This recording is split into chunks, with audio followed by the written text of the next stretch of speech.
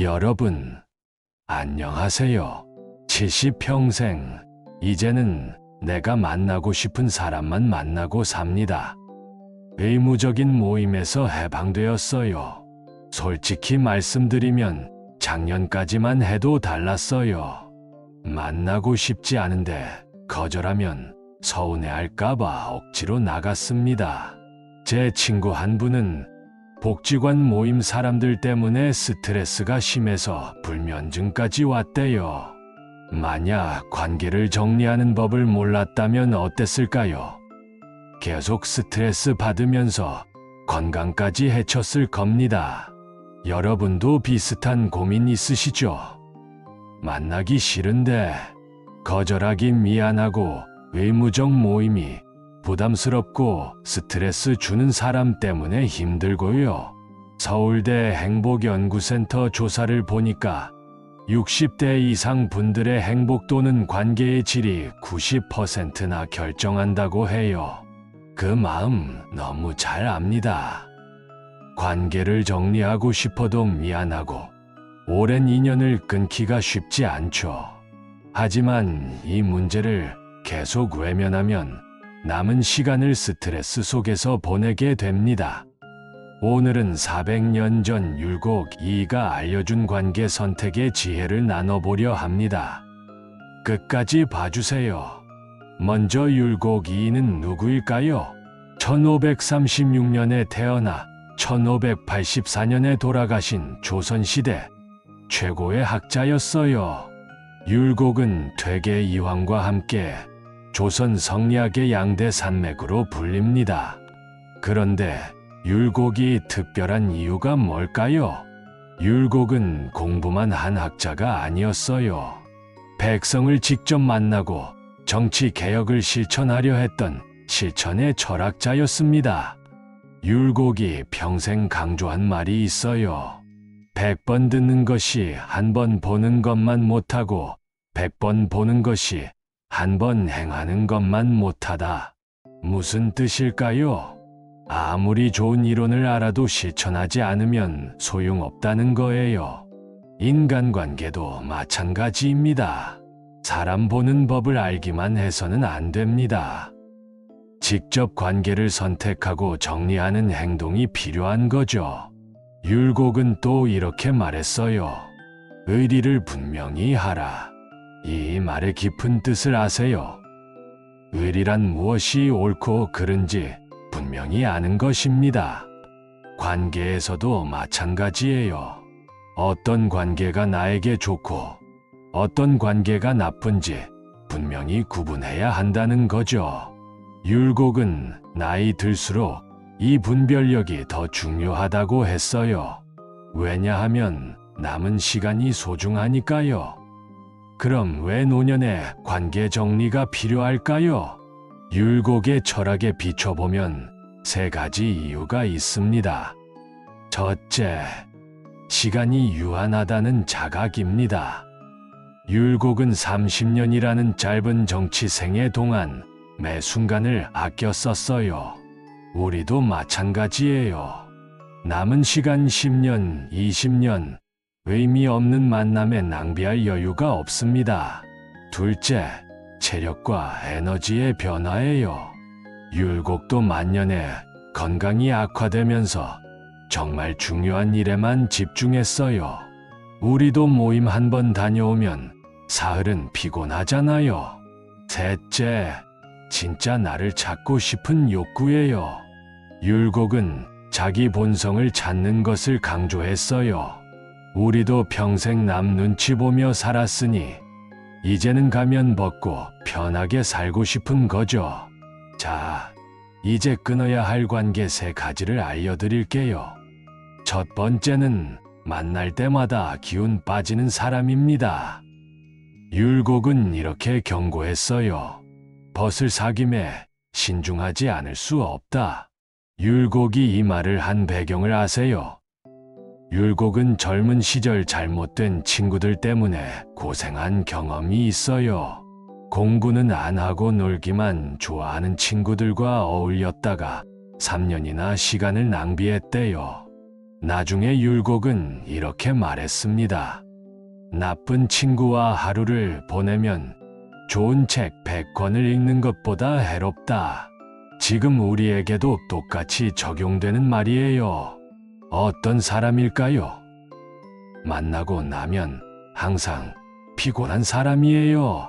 부정적인 이야기만 늘어놓고 남 험담, 불평불만으로 가득한 사람들이죠.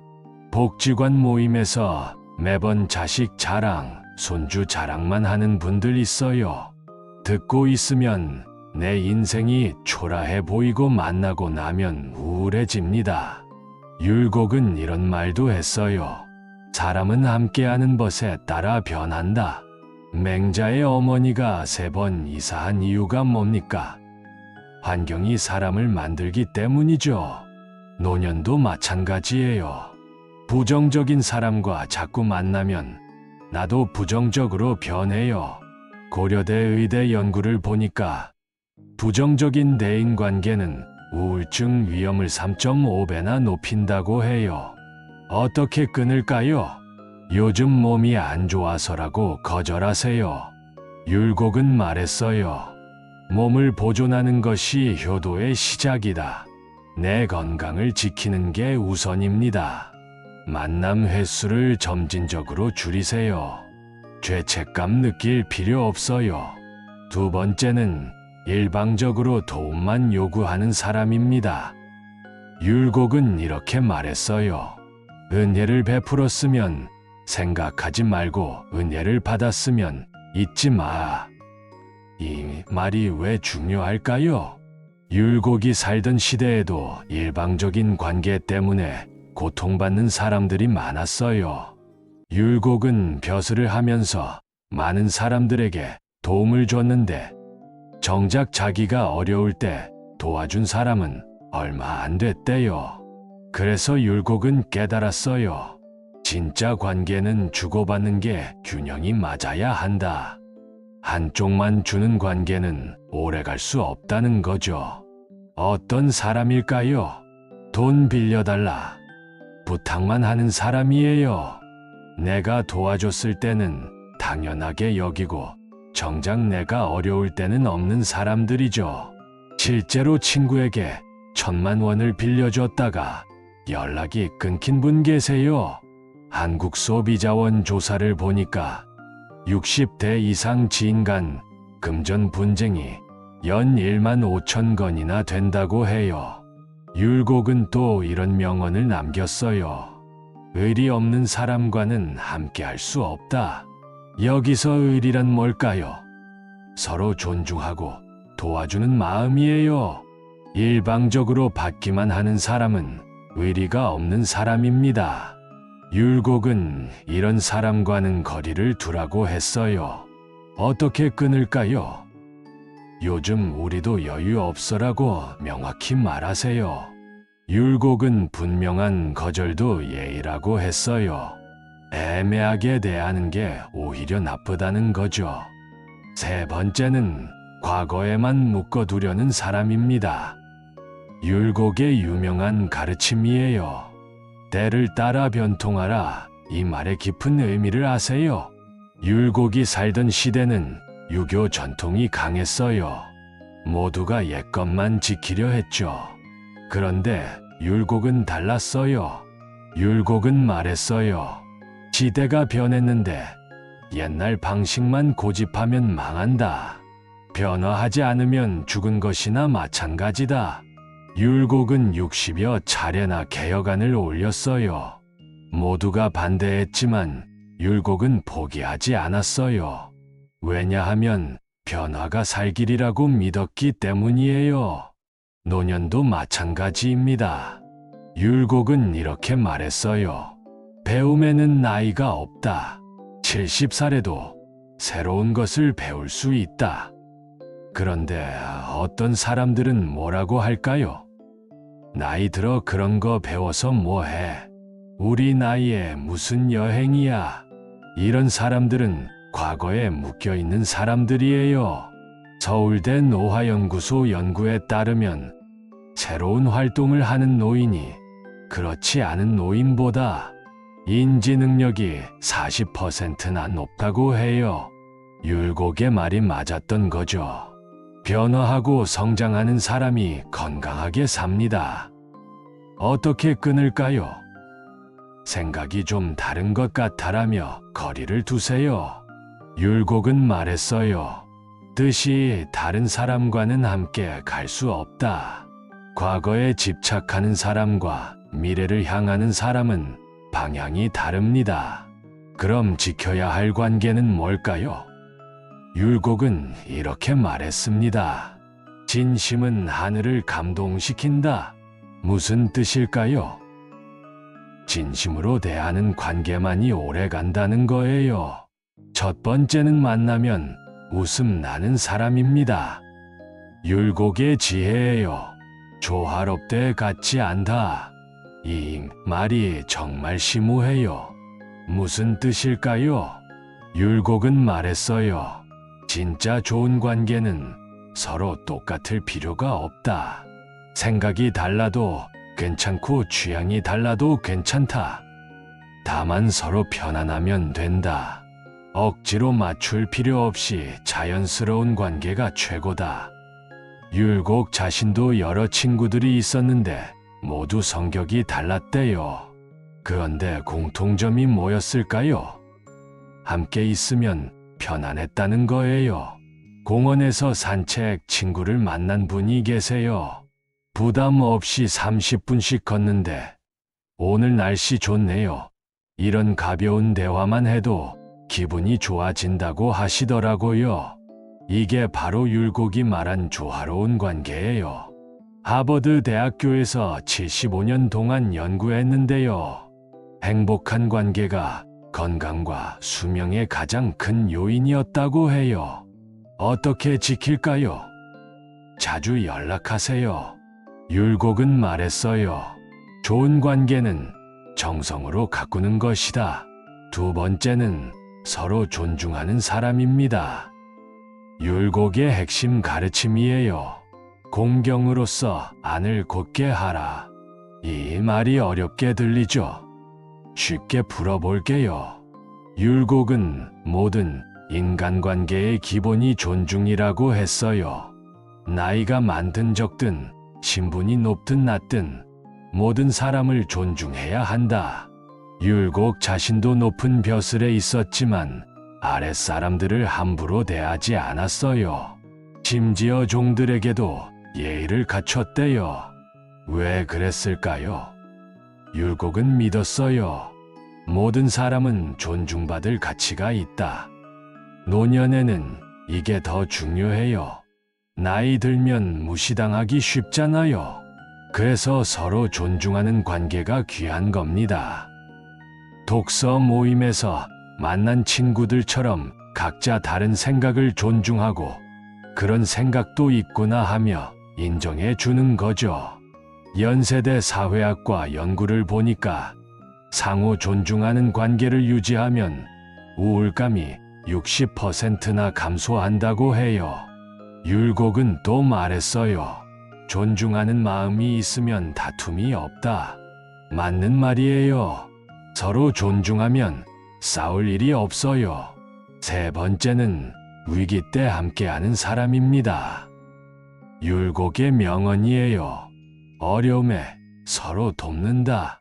이 말에는 율곡의 경험이 담겨 있어요.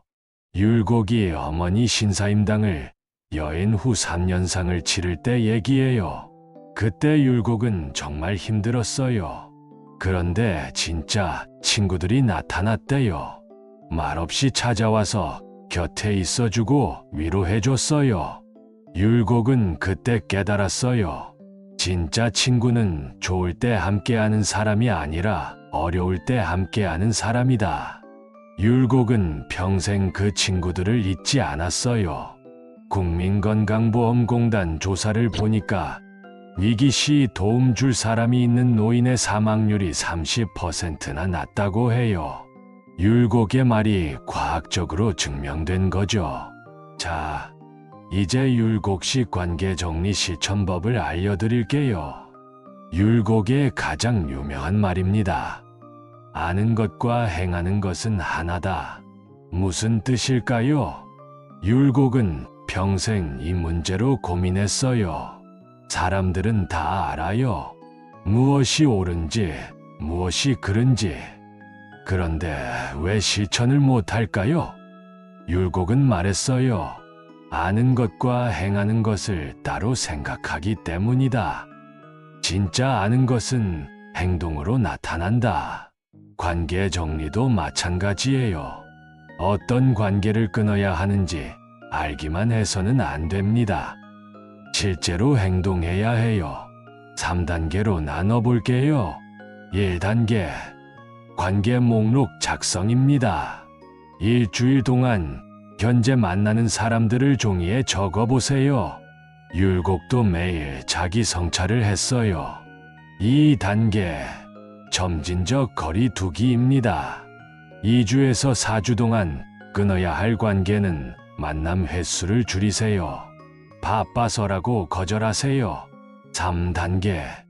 좋은 관계 강화입니다. 지켜야 할 관계는 연락을 더 자주 하세요. 율곡은 말했어요. 좋은 것은 계속 키워야 한다. 핵심만 다시 말씀드릴게요. 끊어야 할 관계 3가지. 첫째, 기운 빠지는 사람. 둘째, 일방적 요구하는 사람. 셋째, 과거에 묵는 사람. 지켜야 할 관계 3가지. 첫째, 웃음 나는 사람. 둘째, 서로 존중하는 사람. 셋째, 위기 때 함께하는 사람. 그리고 3단계 실천법입니다. 오늘 당장 시작하세요. 율곡은 말했어요. 오늘 하지 않으면 내일도 하지 않는다. 오늘 저녁에 종이 한 장 꺼내서 만나는 사람들 목록을 적어보세요. 그게 첫걸음입니다. 다음 영상에서는 또 다른 지혜를 가지고 찾아오겠습니다. 노년을 지혜롭게 살아가는 방법들을 계속 나눠드릴게요. 그때까지 건강하시고 자유롭고 행복한 하루 보내세요.